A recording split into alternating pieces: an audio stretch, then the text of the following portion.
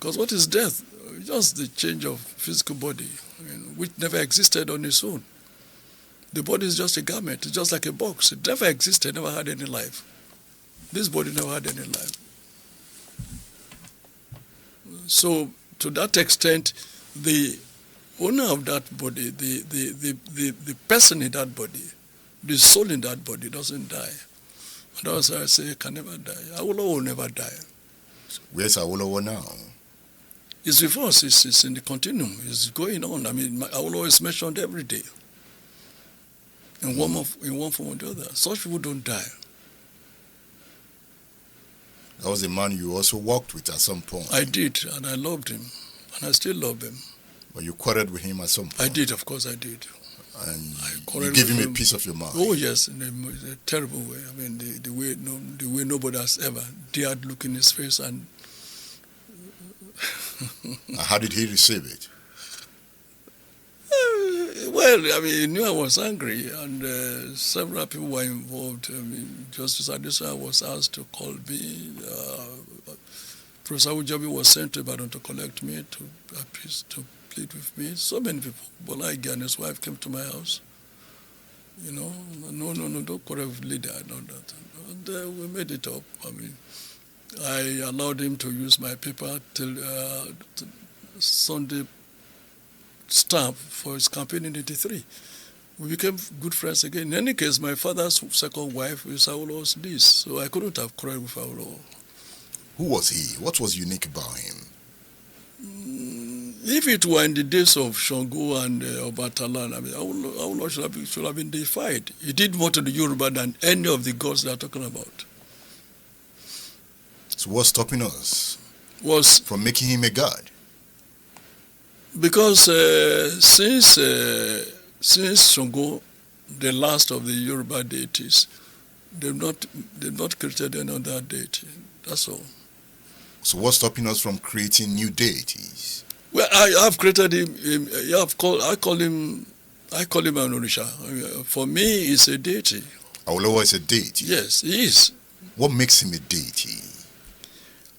His extraordinariness, his intellect, his courage, his service, his selflessness, his vision and visionariness. The man who saw 1 million years ahead of him. The man who was feared by death. Death was afraid of Awolowo. He was that powerful. He was that great. Was it a mistake to have sent him to prison? Well, political imprisonment. It wasn't a mistake for those who did it. It was cheering news to them. And Nigeria paid for it. Oh yes, and we are still paying for it. If Awolowo had become president in 1979, we won't be where we are today. He meant well for Nigeria. He meant well for humanity. He was a people's man. Did he mean well for the Igbos? He meant well for everybody. If he didn't mean well for Igbos, he won't make Igbo man his running mate. That was after the war. No, in '79, he made this. If he didn't like them during the war or after the war, how could he make his running mate an Igbo man? You know, some Igbos are angry that during the war, he was the finance commissioner of Nigeria. Yeah, and number 2 man. And number 2 man. Yes. Some said he made the argument that hunger is a legitimate instrument of war.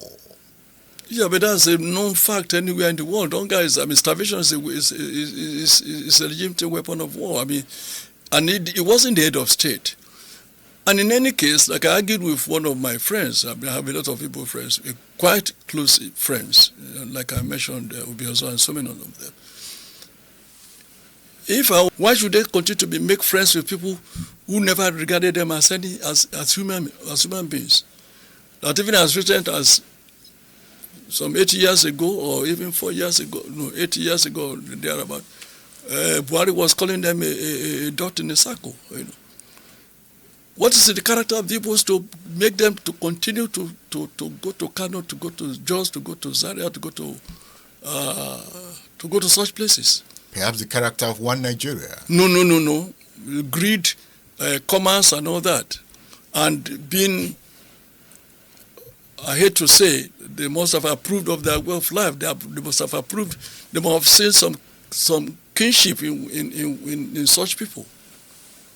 So you're saying that on a good day after what happened before the war and after the war, no Yoruba man will go back to where their wives and children were treated the way the Igbos were treated. No Yoruba man will ever go back there. None. I can say that with all authority at my disposal. But the Igbos went back. Yeah. And now some of them are calling for Biafra. Yes, I know. Some of them, yes. But those calling for Biafra were not Igbo leadership. Is there anything like Igbo leadership? There must be. I mean, every culture must have some people they defer to. But you know... I know Igbos are Republican, I know that. Yes, and they are cephalous. I know that, but they still respect some people. I mean, they respect their grandparents, they respect their parents. I don't buy the stupid talk that an Igbo man will wake his mother up by kicking her in the ass. No, it does. I went there. They shifted to in the east. I went to the east. I saw that even the Igbo girls couldn't even smoke in their father's houses. Yeah. I found that an Igbo woman will not bring a boyfriend to sleep with her in her father's house. I found that out. And we didn't know that in the West here. I found serious moral rectitude among the Igbo girls. You know? So the point is that Awolowo didn't hate the Igbos. Never. He didn't. I mean, this woman, Odumadu, was the leader of the woman leader of the UPN, an Igbo woman. Awolowo did not hate the Igbos at all. Awolowo had no stomach for hatred. But some would say Awolowo should have avoided that war cabinet. It was a call for duty. He didn't. Gawan released him from prison.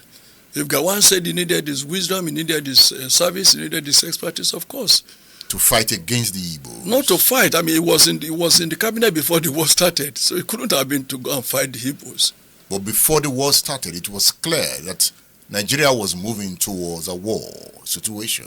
Yeah, that was not Awolowo's creation. It was the creation of those the Igbos continue to worship. The Igbos continue to worship who? They continue to worship those who hated them and who treated them like they didn't belong to this world. Did the Igbos miscalculate at some point in the history of Nigeria? No. Well, as far as the war was concerned, it wasn't miscalculation. Although the war was not necessary, they shouldn't have gone to war. But they were provoked. Igbos had no choice but to go to the war. They had no choice other than to fight to defend it, to defend humanity. I supported Ojukwu 1,000%. They were pushed to the wall. They had to fight. They had to create their own country by fire, by force. Do you think there should be Biafra? Of course. Of course. Of course. Why did I go and visit my Zegu's mother? Why did I go to the east for my honeymoon? Why did I go to Lagos or go to somewhere else to do my honeymoon after marriage? You went to the house of Chinua Achebe? I went to Chinua Achebe in Nsukka University. I spent a night there. I went to Mazi, the author, what's his name now? He was president of youth movement. He lived somewhere close to Enugu. You know, I went to see him. I spent a night there. Will Biafra come? It will come. I mean, Nigeria is going to break up. Nobody can do anything about it. Nobody. Why are you so certain about it? Because I know it will happen. No country operated the way Nigeria has been operated can survive. It's not possible. All the rogues who are running the country down, who are doing all sorts of things they are doing now, will pass away. They will not be there forever.